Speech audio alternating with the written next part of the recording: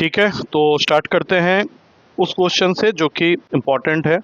हमेशा हर टीचर करवाता है ये क्वेश्चन। जब वो एक्सरसाइज करवा रहा होता है तो दो क्वेश्चन वो हमेशा करवाता है। एक तो ये 14th ही है और कई बार 11th क्वेश्चन वो क्वेश्चन कराते हैं। टीचर हमेशा ये क्वेश्चन करवाएगा, उसके बिना नहीं हुआ। 14th को एक इंपॉर्टेंट मैं भी टिक मार दे रहा हूँ। क्वेश्चन को अब मैं यहाँ से पढ़ूंगा, तुम लोग उसको लिखोगे पहले और लिखते समय सोचोगे। बुक बंद कर दो, कोई बात नहीं, बुक बंद कर दो अभी, क्योंकि उस एक्सरसाइज में 4 क्वेश्चन ही रह गए हैं इसके बाद, जो कि बहुत ही सिंपल क्वेश्चन है, जो पुराने वाले हमने पढ़े उससे रिलेटेड है।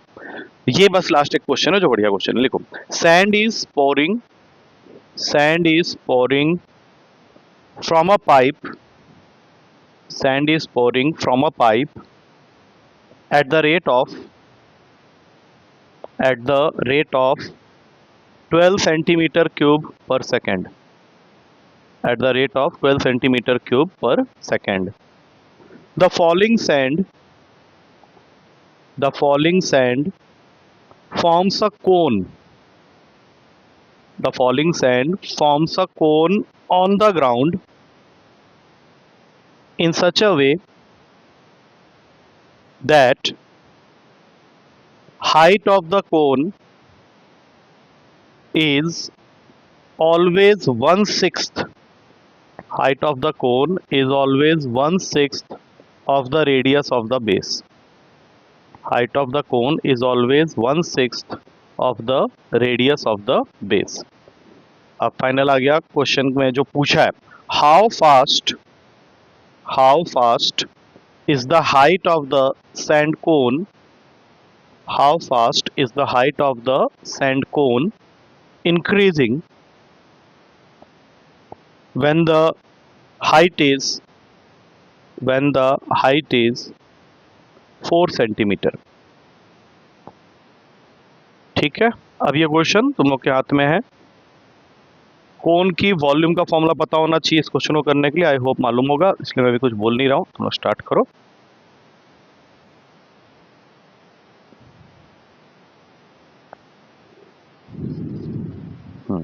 ठीक है,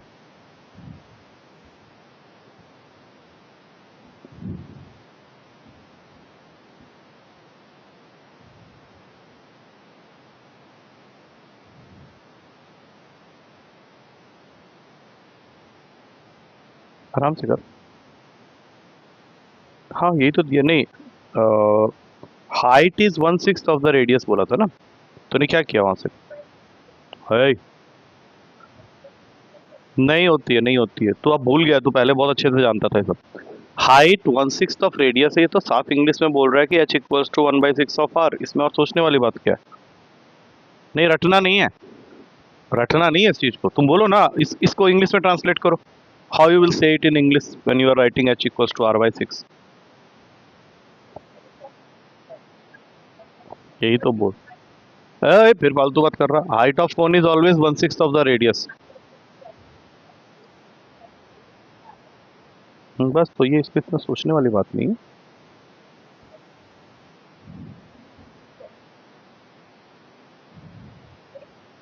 नहीं, देख नहीं रहा हो तेरा। हाँ, उसने आज क्लास में किया हुआ ये क्वेश्चन वैसे।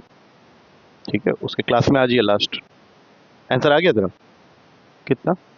नहीं आया तो फिर क्या बोल रहा है तू? हाँ, तो तू कर ना, गेस मत कर अभी।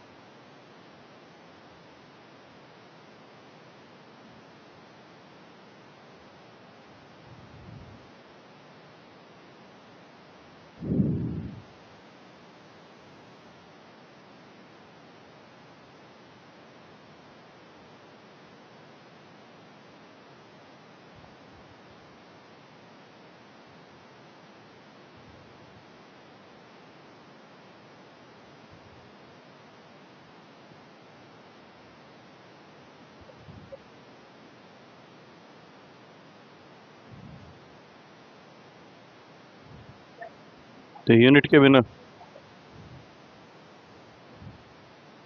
ओके ठीक है, एक बार चेक करेंगे वैसे ये आंसर सही है या नहीं है। क्या हुआ?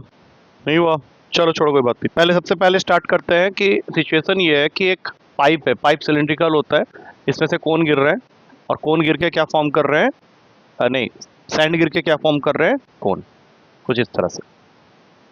और क्वेश्चन के अकॉर्डिंग ये क्वेश्चन में ऑलरेडी गिवन है कि हाइट और रेडियस जो है they are related to each other with this particular line, that height of the cone is 1/6 of the radius. ये सारी चीजें क्वेश्चन में दी हुई हैं। अच्छा, क्वेश्चन का जो पहला लाइन है उसके according send is pouring from a pipe at the rate of 12 centimetre cube per second, लेकिन गिरते समय वो क्या फॉर्म कर रहा है, एक कोन। तो हम लोग को यहाँ पे ये लिखना पड़ेगा कि dv by dt is equals to 12 centimetre cube per second. ये हो गया हमारा गिवन डेटा। फिगर की जरूरत नहीं है, बट वो सिर्फ समझाने के लिए, विजुअलाइज करने के लिए बनाया गया। क्वेश्चन अब तुमसे फाइनली पूछ रहा है कि how fast is the height of the sand cone increasing. Height का रेट ऑफ चेंज पूछ रहा है, मतलब dh बाई dt तुम्हें निकालना है, और ऐसे में वो तुमको हाइट जरूर देगा 4 सेंटीमीटर। तो चूंकि एक कोन फॉर्म हो रहा है तो we have to start with the formula for volume of the cone, जो कि सबको पता है 1/3 पाई आर स्क्वायर एच होता है। यहाँ तक तुम लोग क्वेश्चन को कर रहे हो। उसके बाद तुम सोचो कि अगर क्वेश्चन dh बाई dt की वैल्यू मांग रहा है और उसको h से मतलब है, तो क्या हमारे लिए यूजलेस हो गया। यूजलेस का मतलब हम लोग इसको गायब नहीं कर सकते और ना ही इसको कांस्टेंट बना सकते। You have to express it in terms of h। तो अगर h इक्वल्स टू 1/6 r है तो क्या r को हम 6h लिख सकते हैं। तो अगले स्टेप में r की जगह 6h जब हम लोग यहाँ डालेंगे तो ये हो जाएगा 36h स्क्वायर होगा। अरे r की जगह 6h डाल दोगे, यहाँ पे r स्क्वायर है तो 36h स्क्वायर हो गया, और एक h पहले से ही था। तो इन टोटल अब ये वैल्यू काटने के बाद बन जाएगा, 3 से 36 को मैंने यही काट दिया है, तो ये बन जाएगा 12 पाई एच क्यूब, जो कि अभी तक डेरिवेटिव इसमें हुआ नहीं है, खाली मैंने अभी वॉल्यूम का एक्सप्रेशन बनाया है इन टर्म्स ऑफ एच, जिससे कि मुझे नेक्स्ट स्टेप में आंसर तक पहुंचने में मदद मिलेगी। अब TV by D T start करते हैं। वॉल्यूम का फॉर्मूला हमने रिड्यूस करके अब क्या बना दिया है, 12 पाई एच क्यूब। बोलो क्या होगा इसका डेरिवेटिव। सबसे पहले एच तो टी तो इसके पास है नहीं, तो d we by d h into d H by D t, यही करते हैं हम लोग हर क्वेश्चन में। तो 12 पाई एच क्यूब का डेरिवेटिव क्या होगा, बोलो बोलो बोलो। हाँ, 36 पाई एच स्क्वायर, और D H by D T जो कि हमें फाइंड करना है उसको वैसे ही पड़े रहने देते हैं। D we by D T की वैल्यू हमें गिवन है 12, एंड इवन हमें ये भी गिवन है जो कि मैं नेक्स्ट स्टेप में पुट कर दूंगा एच की वैल्यू। तो टोटल आंसर हो गया 12 upon 36 pi h square is equals to d H by D t. अब तुम यहाँ पे अपना वैल्यू डाल दो एच का, जो कि तुम्हें देगा 12 बाई 36 पाई इंटू 16। अब कट कर सकते हो। अब जब इसको कट करोगे तो ये इसको काटेगा 3 में, और फाइनल आंसर हो गया 1/48 पाई। यही आंसर आया था ना, सेंटीमीटर पर सेकेंड। और ये क्वेश्चन को रटना नहीं है, क्योंकि मैंने पेपर में कल ये दिया है क्वेश्चन वैल्यूज बदल के, थोड़ा सा कंडीशन भी बदल के। हो सकता है कि मैं तुमको क्वेश्चन में ये बोल दूं कि radius is 6 times of H, something like that, और फिर तुमसे इंस्टेड ऑफ मांगने का कि D H by D T मुझे D R by D T चाहिए, तो एग्जामिनर ये कम कर सकता है। गॉट इट, जो मैं बोल रहा हूँ, क्योंकि अगर ये समझ में आ गया है तो इस तरह से कोई भी क्वेश्चन तुम कर सकते हो। एच को आर से रिलेट करने के लिए कभी वो बोलेगा तो फिर D H by D T पूछेगा, कभी आर को एच से रिलेट करने के लिए बोलेगा तो फिर वहाँ पे D R by D T पूछेगा, बदले में D we by D T दे देगा। ये क्वेश्चन समझ में आ गया, क्लियर है, लिख लिया सबने। चल अब नेक्स्ट क्वेश्चन में आते हैं। नेक्स्ट क्वेश्चन टोटल कॉस्ट वाला है, तो मैं यहाँ से चेक करना चाहूंगा कि तुम लोगों को कुछ याद भी है या नहीं। ठीक है, तो ये क्वेश्चन सब मैं यहाँ पे बोर्ड में बताते हुए चले जा रहा हूँ डायरेक्ट। तो मैं टोटल कॉस्ट की इक्वेशन दे रखी है, टोटल कॉस्ट, और उसने उसको डिनोट किया है सी ऑफ एक्स से।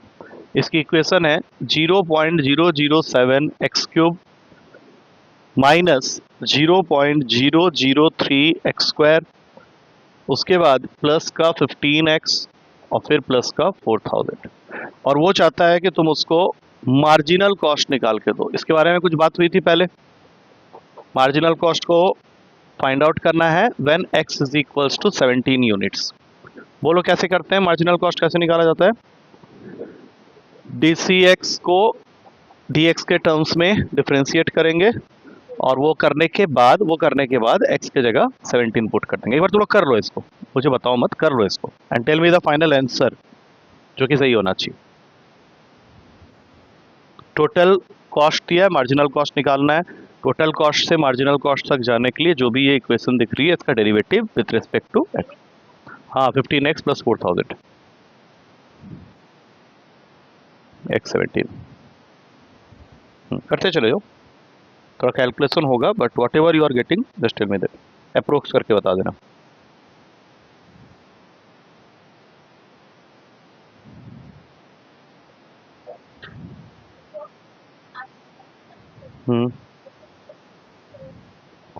कॉस्ट है ना, कॉस्ट तो अप्रोक्स ही होगा, वो तुम्हें नियरली बोले या कुछ पॉइंट ऑफ डेसिमल तक। तुम मुझे आंसर बताओगे तो मैं खुद ही बता दूंगा कि हाँ इतना नहीं कर इतना, up to 2 places of decimal निकालना होता है, क्योंकि रुपए पैसे की बात हो रही है। रुपए पैसे की कन्वर्सन में तुम रुपए और पैसे को हमेशा 0 0 तक पिला के ही छोड़ोगे ना। हाँ उतना ही करना है बस।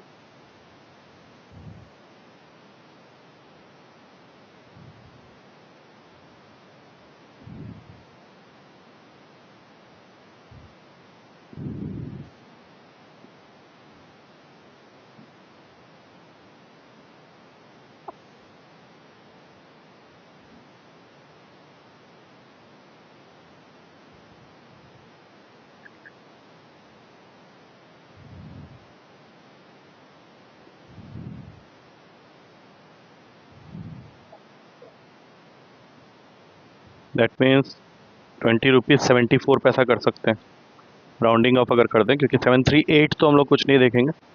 हाँ थोड़ा सा अलग है, ₹20 तक तो ठीक है, उसके बाद 0.96 दिया हुआ है, 967 हो सकता है कुछ छोटी मोटी गलती हो। तुम एक बार डेरिवेटिव बताओ, 0.007 एक्स क्यूब का डेरिवेटिव क्या होगा?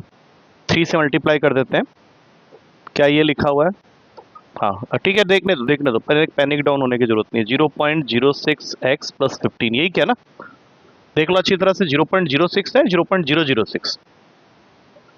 हाँ बस ठीक।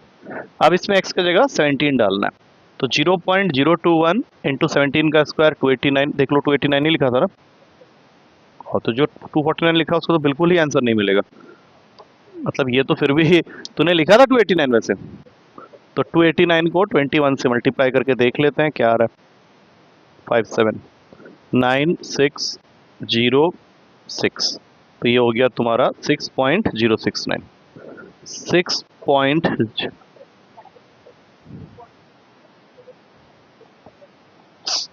नहीं, ऐसा कर ही नहीं सकते तुम। 17 6 बार होता है 102 और पॉइंट डेसिमल है तो 0.102 प्लस 15 और 6.069 को अगर ऐड करते हैं तो 21.069 होगा, और उसमें से माइनस करना है 0.102। ये बिल्कुल वही आंसर है जो बुक में दिया हुआ है। ओ तू कर क्या आया आज? कोई बात नहीं, बहुत अच्छी बात है, वेरी गुड। कोई बात नहीं, इसलिए तो बाहर के क्वेश्चन निकाल के रखे हैं ना, करना कोई बात नहीं। तो that's your interest, if you want to do further मैं तुमको रोकूंगा थोड़ी, नहीं मैं करवाऊंगा तभी करना है, ऐसा कुछ भी नहीं है, ऐसा कुछ भी नहीं है। तुम्हें हमेशा टीचर से 2 कदम ऐड रहने में कोई प्रॉब्लम वाली बात नहीं है, तो इट्स वेरी नाइस। निकाला था तूने, आज भी मस्ती की थोड़ी सी, क्यों भाई ये सब घटिया काम क्यों कर रहा है? ठीक है, तो एक बार जल्दी जल्दी खत्म कर ले फिर इसको, ताकि मैं बाहर के क्वेश्चन कर सकूं। आई थिंक नेक्स्ट क्वेश्चन, हाँ जल्दी जल्दी खत्म कर देते हैं। हाँ जा जा जा, गो एड, नहीं कोई दिक्कत नहीं है, ऐसा कुछ नहीं, घर की बात है, आराम से जा, आराम से जा, आराम से जा। दोनों चला दे, लास्ट के 2 जला दे, लास्ट के 2 जला दे, अंधेरे में क्यों जा रहा है? नहीं चिपकली हो भी गया तो तुझे बताएगा क्या? I ask y to find x. चल चल चल, ये अच्छा है, आकाश वाला है।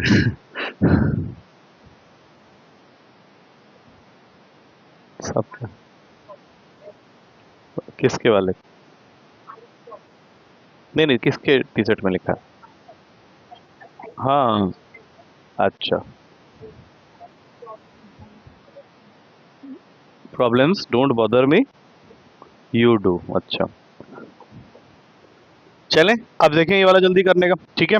इसमें टोटल रेवेन्यू दिया है ना, टोटल कॉस्ट हो या टोटल रेवेन्यू हो, बात एक ही है।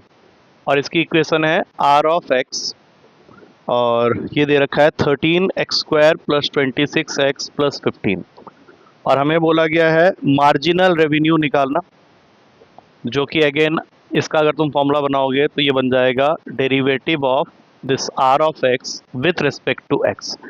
और x हमें क्वेश्चन में दे रखा है एट x इक्वल्स टू 7। जल्दी से कर लो इसको, 7। जल्दी कर लो, इसमें गलती होने का कोई चांस नहीं क्योंकि पॉइंट में वैल्यूज ही नहीं है।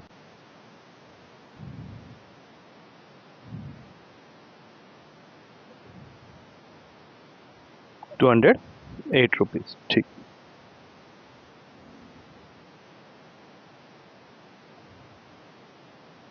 ठीक है, ठीक है, ठीक है, 208 रुपीज फाइनल आंसर। और बहुत सिंपल कैलकुलेशन था, यही कर देते हैं। 26x प्लस 26, 7 डालेंगे यहाँ पे। 26 इंटू 7 कितना होता है, जल्दी बताओ, अरे बोलो। 182 प्लस 26 करेंगे 208 आ जाएगा, खत्म। ऐसे क्वेश्चन एमसीक्यू में आए तो आए, नहीं तो। अच्छा, 17 एंड 18 यहीं पे बता देता हूँ। एक क्वेश्चन में तुमको बोला हुआ है rate of change of area of a circle with respect to radius. इसको लिख लो और कर लो जल्दी से। Find the rate of change of area of a circle, find the rate of change of area of a circle with respect to its radius, with respect to its radius at r equals to 6 centimeter, at r equals to 6 centimeter।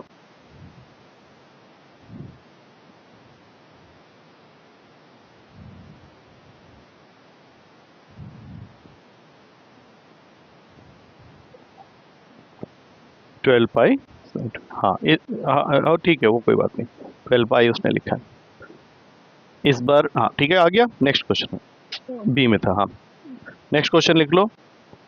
Again same question, total revenue की equation दे रखी है। Total revenue मतलब इसको ले लो are of x, ये दे रखा है 3x square plus 36x plus 5। तुमको मार्जिनल रेवेन्यू पूछा है। मार्जिनल रेवेन्यू क्या होता है, अब ये बताने की बार बार जरूरत नहीं है, बस ये बता देता हूँ कि ये निकालना है एट x इक्वल्स टू 15। जल्दी करके इसको खत्म करो, बुक से तड़ी पार हो जाते हैं।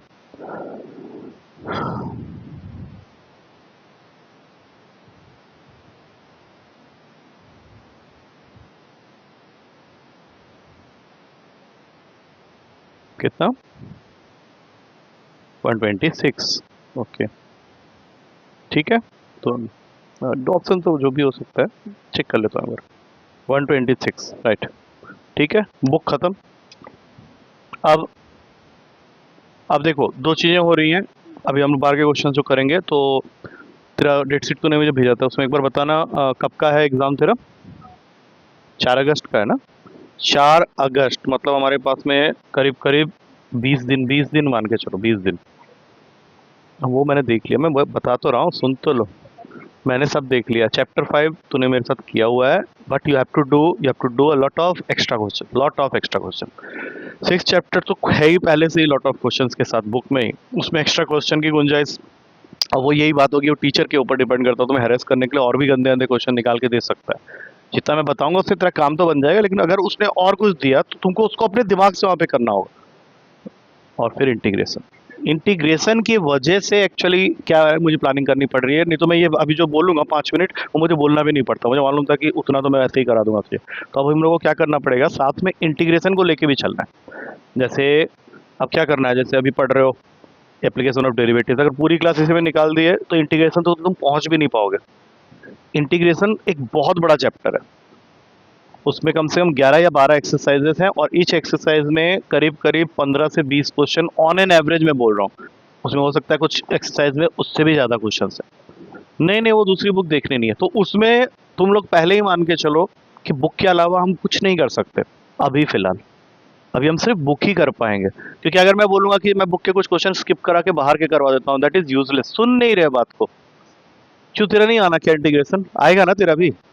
अब जो तेरा होगा उसमें इंटीग्रेशन आएगा, तो यू हैव टू डू, मतलब ऐसा आप कुछ नहीं कर सकते। उसके लिए इजी हो गया, क्योंकि उसके first second third fourth chapter ही नहीं आ रहे, मतलब मैट्रिक्स डिटर्मिनेंट वैसे ही फालतू चैप्टर है। हाँ वो पहले आ चुके हैं, इनवर्स और रिलेशन फंक्शन आ ही नहीं रहा उसका। तो सुन तो ले भाई, 5 6 7 चैप्टर को करने के लिए, इसमें से मेरा सिर्फ 5 हुआ है और 6 अभी हमने जस्ट स्टार्ट किया है, और 7 अभी टोटल बाकी है, जो कि काफ़ी लंबा चैप्टर है। तो हमें क्लास को इस तरह से डिवाइड करना पड़ेगा कि अगर हम आधा टाइम एओडी में देंगे और आधा टाइम इंटीग्रेशन में देंगे।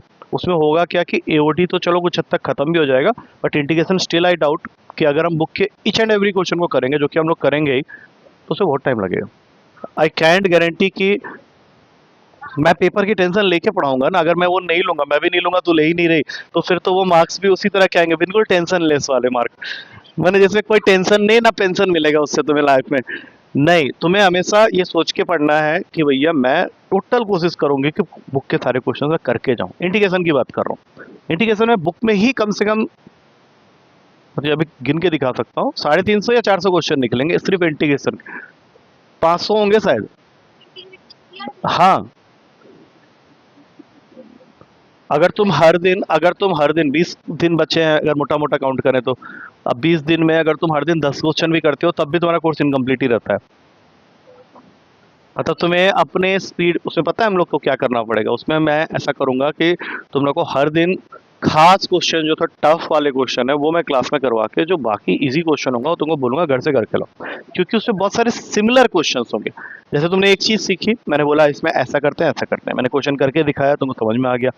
अब मैं बोलूंगा कि ये जो दो क्वेश्चन है ये इसी से मिलते जुलते हैं, एक कर लो अभी मेरे सामने में, ताकि मुझे लगे कि तुम्हें समझ में आ गया, और एक घर में कर लेना, तब जाके हम लोग उसको कंप्लीट कर पाएंगे, अदरवाइज कर नहीं पाएंगे उसको। ठीक है, समझ में आ गया। उसमें कहीं भी ये नहीं लिखा है कि अप टू एक्सरसाइज 7.7। मैं बता देता हूँ, कुछ स्कूल में वो बता देते हैं up to exercise 7.7 definite integration से पहले तक का। वैसे नहीं, हम लोग को पेपर के लिए भी 2 दिन रखना है ना, वी कैंट इन्वेस्ट संडे। हाँ, तो उसके अलावा फिर हमें थोड़ा सा एक्स्ट्रा क्वेश्चंस भी साथ में लेके चलना है। वो मैं कर लूंगा अपने आप बैलेंसिंग, वो तो मैं कर लूंगा अपने आप। ठीक है, चलो अब तुम लोग थोड़े से, जो ये एक्सरसाइज तो अच्छे से हो गया बिल्कुल, ईच एंड एवरी क्वेश्चन हमने कर लिया अच्छे से। तो थोड़ा सा देखते हैं बाहर के क्वेश्चन, अगर हम लोग को करना मिल जाए, थोड़ा सा वैल्यू चेंज करके, थोड़े से कंडीशन चेंज करके, तो वो क्वेश्चन कैसे होते हैं। वहां पे परेशान होने से अच्छा है यहाँ पे थोड़ा सा परेशान हो जाए। लिखो पहला क्वेश्चन। अब क्वेश्चंस वही रहेंगे, थोड़ा सा फेरबदल होगा, और उसको अगर तुम कर लिए तो फिर तो तुम्हारा सब कुछ बढ़िया है। लिखो।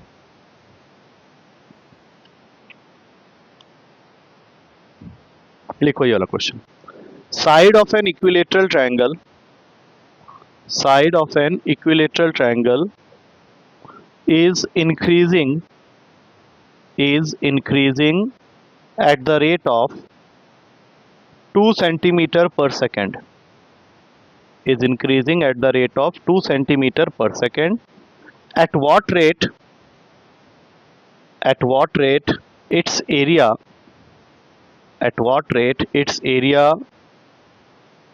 is increasing when the side of the triangle, when the side of the triangle is 20 centimeter, when the side of the triangle is 20 centimetre. पहले मुझे बस याद दिला दो, area of an equilateral triangle का फॉर्मूला याद है? उसमें मैंने दो चीज़ें बताई थी तुम लोग को, एक एरिया एक हाइट, जिसको हम लोग मीडियन भी बोल सकते हैं। तो ऐसे करने के लिए मुझे रोक रहा था। हाँ, एक तो इक्विलेटरल ट्रायंगल के तीनों साइड बराबर होते हैं, ये तो सबको पता होता है। हाँ, तो ये तो पेरीमीटर होगा ना, मैंने उसका डेरिवेशन बता दिया था अच्छे से बिल्कुल। हाइट, हाइट बताओ, हाइट बताओ। √3/2 ए यहाँ पे साइड में, ठीक है। हाँ, इसको याद रख लो, डेरिवेशन की जरूरत नहीं है, वो तो जब तुम भूल जाओगे तब कर लेना। ये दोनों तुम्हें याद होने चाहिए। और एक चीज और याद रखना, ये जो हाइट तुम जिसको बोल रहे हो ना, अब ये अपोजिट साइड को 2 इक्वल पार्ट्स में डिवाइड भी करता है, उसको छोड़ दो। मीडियन के बारे में पढ़ा है कभी?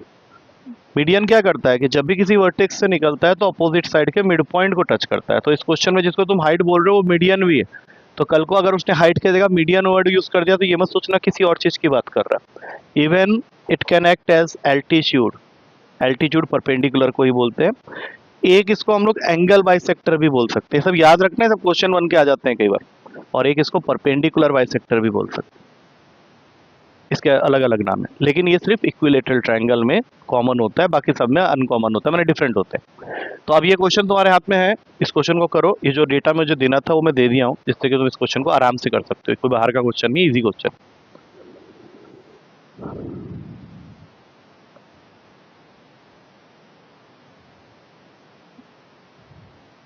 बिल्कुल सही, लिखना स्टार्ट करो, it will get solve in 2 minutes, कुछ भी नहीं है उसमें।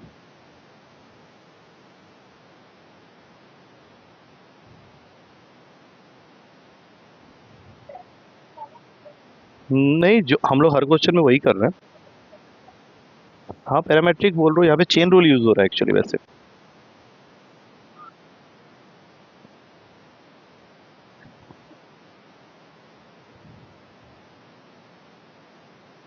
जल्दी।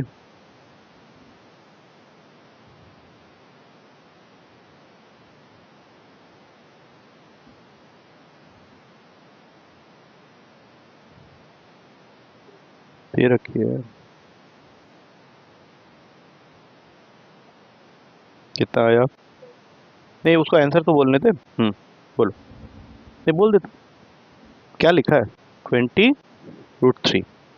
ठीक है, बिल्कुल सही। आ गया है। वेरी गुड, बहुत अच्छा कर रहे हैं दोनों।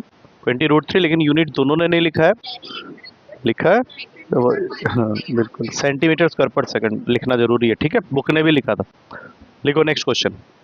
अच्छा एक बात बताओ, मैंने क्यूब के बारे में भी बताया था। नेक्स्ट क्वेश्चन, क्यूब का लेटरल सरफेस एरिया। ये तो टोटल सरफेस एरिया हो गया। कर्व सरफेस, हाँ, 4a², ठीक है, और टोटल सरफेस एरिया 6a², और वॉल्यूम a³। इसमें अगर क्वेश्चन में सरफेस एरिया बोल रहा है तो वी हैव टू अंडरस्टैंड कि जब तक वो कुछ ना बोले वो टोटल सरफेस। नेक्स्ट क्वेश्चन उसी के ऊपर में लिखो। If the edge of a cube, if the edge of a cube is increasing at the rate of 0.5 centimeter per second, 0.5 centimeter per second, then at what rate, its surface area, its surface area is increasing when the edge is 12 centimeter? hmm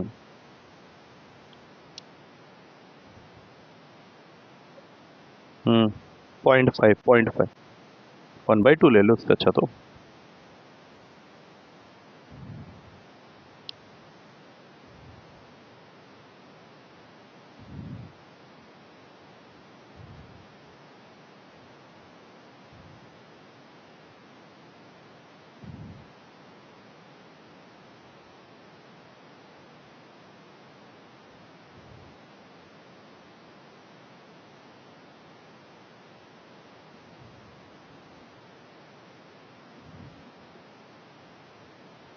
seventy two. अभी देखते हैं, तो कर check कर, उस तेरा answer उसके साथ मैच करना चाहिए, और तुम दोनों का आंसर बुक से मैच करना चाहिए। हाँ ठीक है। हम्म, बिना आए बोलना नहीं, ठीक है ना? ऐसा कि उसका आ गया तो मैं भी बोल दूँ, वैसा मत करना। वैसा तो करता नहीं, मुझे पता है। हम्म, वैसे ठीक है। अब गड़बड़, पढ़ाई में इंटरेस्ट नहीं ना, वहाँ पे दिक्कत है। पढ़ाई में इंटरेस्ट होना चाहिए थोड़ा सा, मतलब you do everything but you do studies also with the same जिल।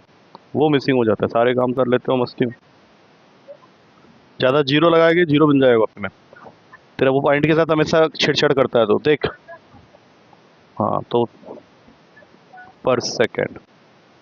अच्छा, अब एक क्वेश्चन जो मैं दे रहा हूँ ये थोड़ा सा अजीब तरह का क्वेश्चन है। मतलब इसमें कोई वैल्यू नहीं है, इसे प्रूफ करना पड़ेगा हमें। टेढ़ा नहीं बोलते उसको, मतलब till now we have not done a single question जिसमें हमें कुछ प्रूफ करना है। हम हमारा हर बार क्या कर रहे हैं, D V by D T, D A by D T, D S by D T, ऐसे क्वेश्चन कर रहे हैं। हाँ, D R by D T value आ रहा है सिर्फ आंसर में। अब यहाँ पे for the first time you will be getting something to prove in way, जिसमें तुमको प्रूव करना पड़ेगा। अब जैसे ये क्वेश्चन है, if area of a circle, if area of a circle increases at a uniform rate, increases at a uniform rate, then prove that perimeter varies, perimeter varies inversely as the radius, perimeter varies inversely as the radius। Directly और inversely में फर्क मालूम है? हाँ तो why don't you give it A try, हो जाएगा मेरे ख्याल से आराम से। डायरेक्टली मतलब जैसे अगर मैं बोलूँ कि area is directly proportional to radius तो ऐसे लिखोगे, मैं बोलूँ कि perimeter is inversely proportional to radius तो ऐसे लिखोगे। बस इसको याद रखना है। इस क्वेश्चन में क्या है मुझे नहीं पता, लेकिन इस तरह से होता है। डायरेक्टली मतलब सामने आएगा, इनवर्सली मतलब 1 अपॉन होके आएगा। सर्कल की बात हो रही है, सर्कल के फॉर्मूला से बिल्कुल स्टार्ट करो।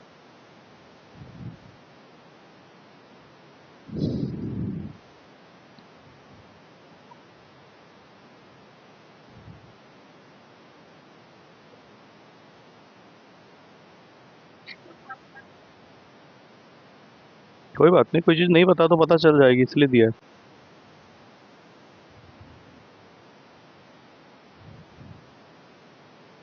तो बिल्कुल ही बैठ जाओगे तो नहीं होगा ना। हाँ ठीक है, अभी रुक जाओ ऐसे नहीं। हाँ क्या किया वहाँ पे 2 पाई आर के साथ, क्या किया हुआ है? नहीं ऐसे नहीं ना, ये जो कर रहे हो ऐसे नहीं होगा। हाँ तो कर आराम से, मैं वेट करूँगा, 2 मिनट के बाद बताऊँगा।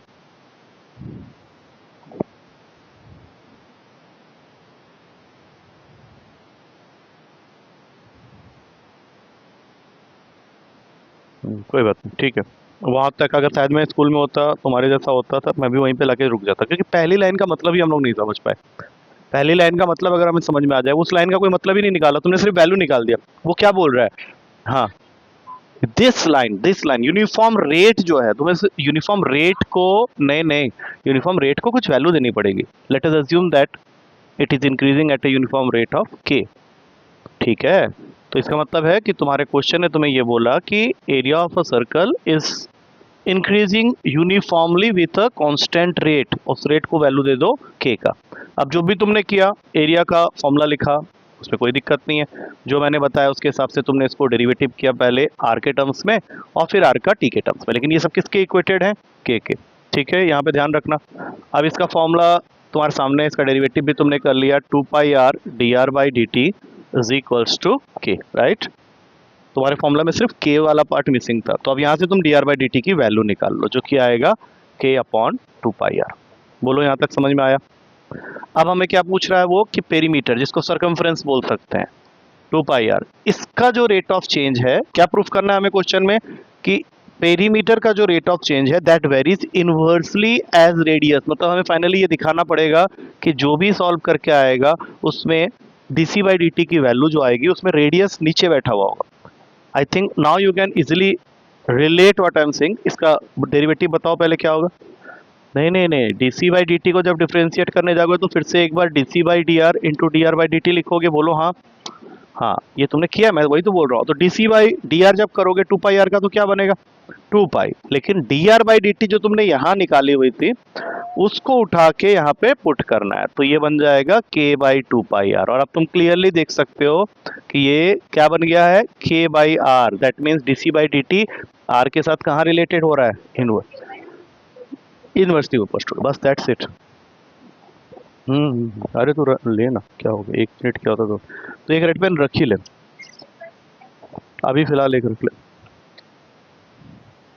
ये अजीब नहीं है, अब ये क्वेश्चन है, यही तो होता है पेपर में, ऐसे क्वेश्चन डालते हैं। ठीक, अब ऐसे ही एक और क्वेश्चन दे रहा हूँ विद दैट होप कि तुम लोगों को समझ में आ गया है। सो हाँ, तुम्हें वेरी का मतलब और यूनिफॉर्म रेट जब बोल रहा है तो उसको के इक्वेट करते हैं, ये समझना जरूरी है। अब लिखो एक क्वेश्चन बिल्कुल सेम पैटर्न में, लिख लो।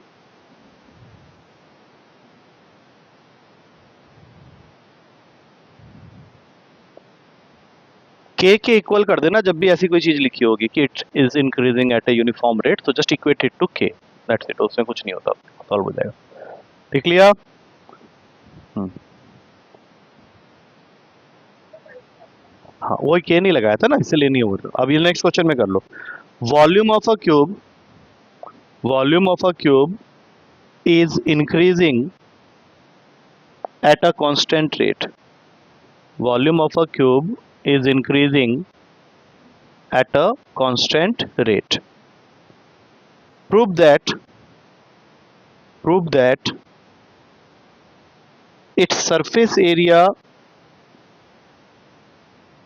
varies, नहीं, rate of change of surface area, rate of change of surface area varies inversely. Rate of change of surface area varies inversely as the length of the edge of the cube. As the length of the edge of the cube. I think हो जाएगा ये question, पिछले question की तरह है बिल्कुल. Yes और no? कोई कुछ बोले, हाँ बोलो, यस बोलो ना, फिर मुझे कैसे पता चलेगा. चलो स्टार्ट करो. बोलना नहीं है, मन ही मन करो. ये रेफरेंस के लिए पढ़ा हुआ है तुम्हारे सामने. हाँ वैसे तो डायरेक्टली तो वॉल्यूम के फॉर्मूले में एक क्यूब सामने आता है ना, तो जब उसको चेंज करोगे तो बढ़ेगा ही. हाँ तो फिर वो तुमको सोचना है, वो क्वेश्चन में कभी डिक्रीज भी कर सकता है. वो बोलेगा मैं उसको छोटा करते हुए चलेगा, स्विच कर रहा हूँ. हाँ रेट की बात हो रही है ना, वो तुमको स्टार्टिंग में बता देगा क्या करना है, इंक्रीजिंग या डिक्रीजिंग.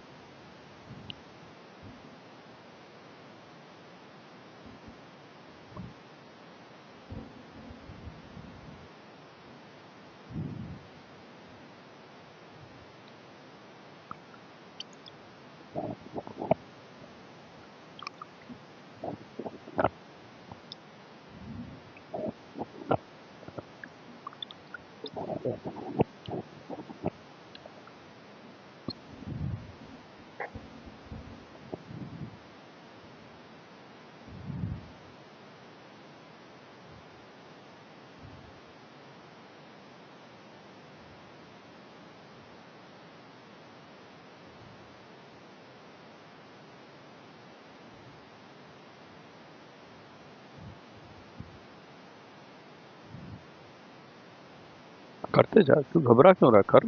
हाँ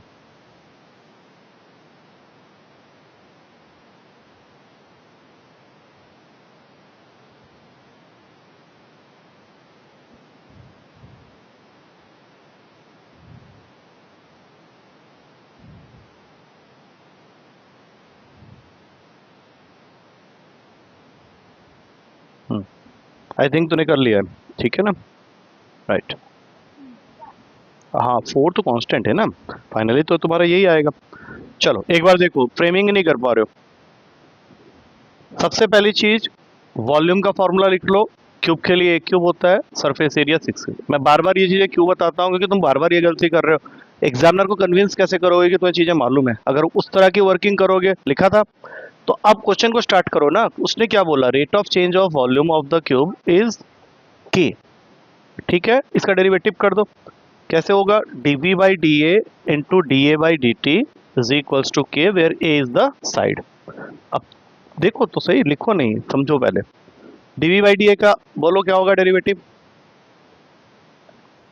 इसकी कोई वैल्यू नहीं दे रखी है, इसको ऐसे ही रखना है हमें. और यहां से finally D A by D T की वैल्यू आ गई के अपॉन 3a². संभाल के रखो इसको, क्योंकि इसका यूज अभी हम लोग यहाँ करने वाले हैं. क्वेश्चन के अकॉर्डिंग हमें ये प्रूफ करना है फाइनली कि जब तुम ds बाई डी टी करोगे तो जो वैल्यू आएगी दैट इज इनवर्सली प्रोपोर्शनल 1/, ये प्रूफ करना है हमको. This is to be proved.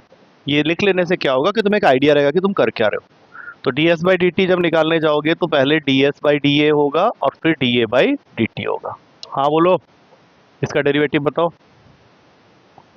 2la और D A by D T जो तुमने यहाँ निकाली है उसको उठा के बाई 3a² लिखते ही ये दोनों कटे, नीचे रह जाएगा ना 4k बाई ए.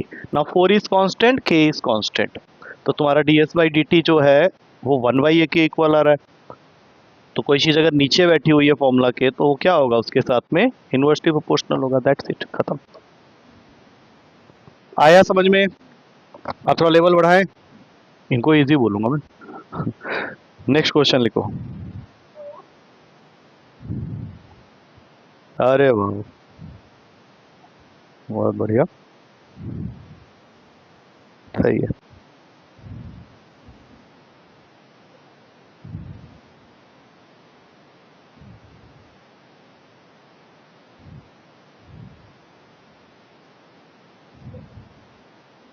हम लोगों ने एक क्वेश्चन किया था, अगर तुम लोगों को याद हो, जिसमें लेडर लगाया था हमने, और फिर का ढंग अब थोड़ा सा तो चेंज करके दे रहा हूँ, लिखो. हाँ तो फिर ये क्या, कल देखोगे उससे अच्छा आज ही देख लो. A ladder 13 metre long, a ladder 13 meter long is leaning against a wall, is leaning against a wall. bottom of the ladder is pulled bottom of the ladder is pulled along the ground away from the wall along the ground away from the wall at the rate of 2 centimeter per second at the rate of 2 centimeter per second. Centimetre की जगह metre कर दो, हमने metre लिया था ना, 2 metre पर second. How fast is it's height how fast is its height on the wall decreasing when the foot of the ladder is 5 meter away. Foot of the ladder is 5 meter away from the wall. ये question जरूर कर लेना, ठीक है. अब ये यहीं पे मैं स्टॉप कर रहा हूँ इस क्वेश्चन के साथ. After discussing this question will stop. मुझे ज़रूरत ही ना पड़े डिस्कस करने की, उस हालत में लाओ क्वेश्चन को. कल कर चुके हो और कल के पेपर में भी आएगा.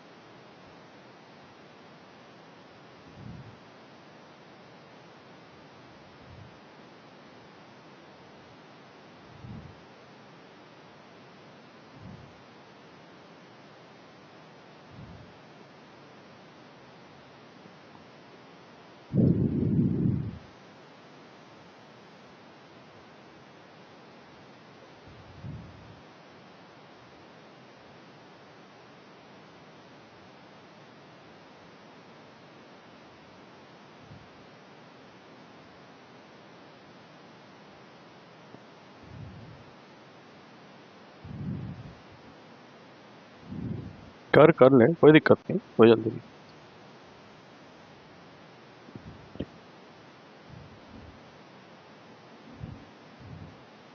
तूने वहां पे ना एक छोटी सी गलती की है, तू कर. X square plus y square को 13 क्यों लिखा है? It should be 169. हाँ, वो तुम बच इसलिए गए क्योंकि वो कांस्टेंट है, उसका डेरिवेटिव जो था, और फिर तुमने काट भी दिया स्टार्टिंग में लिख के, उसको फिर काटा भी है. दोबारा लिखा एक्स स्क्वायर प्लस. एक बार लिखा था वही सेम बात को दोबारा लिखा तो काटा क्यों? और 169 ब्लंडर कर सकता है. मान लो 99.5 आ रहे हैं, 100 आने वाले थे, टीचर ने गुस्से में खुंदक निकाल दिया ना, उड़ा दिया वहाँ से 0.5. 100 कैसे आ रहे हैं? उनके सिलेक्टेड बच्चों उन्होंने डिसाइड किए हुए थे कि इन्हीं को देना है, ये कौन सा नया. ऐसे थॉट काट सकता है कोई भी टीचर, बोले ये कहीं से याद करके आ गया. हाँ, थोड़ा सा ढूंढते नहीं है, ऐसा नहीं है, कमियां ढूंढते हैं ऐसा जरूरी नहीं है.